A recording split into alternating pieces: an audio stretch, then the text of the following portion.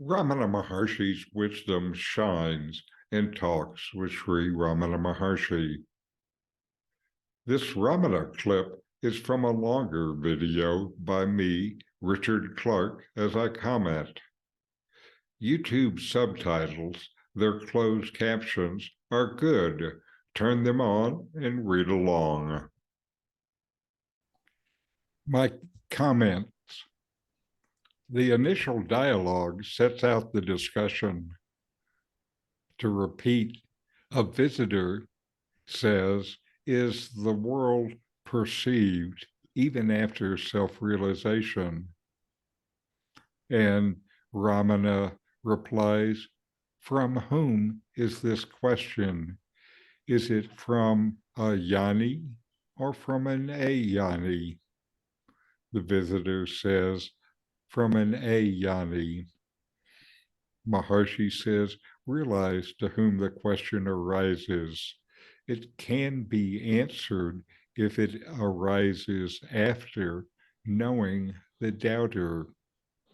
Can the jagat or the world say that it is? The questioner asks about the world. Many are confused about the teaching that the world is unreal, like a dream. This seems to go against their common experience.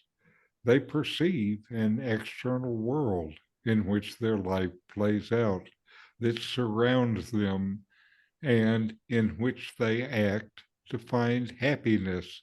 How can it be not real? It's the only reality they know. Ramana immediately asks about the stand taken, the identity held when asking the question. Are you asking as a jnani, one who knows the self, or as an ajnani, one who does not know the self? The view of the world depends on the view of oneself. After the questioner replies that he is asking as an ajnani, Ramana replies that the answer to the question can only be found when you know what is true and real about yourself. The world and the body rise as seemingly separate things only after you take on identity as an individual. As an individual, you know yourself and the world with your mind, and you know them as separate objects. Your perspective limits what you can see. To respond to the question, first you need to clear up the context in which the question is posed. So Ramana asks basically, find out who is asking. Ramana continues, or does the seer say that the world or the body is? The seer must be there to see the objects. Find the seer first. Why worry yourself now with what will be in the hereafter?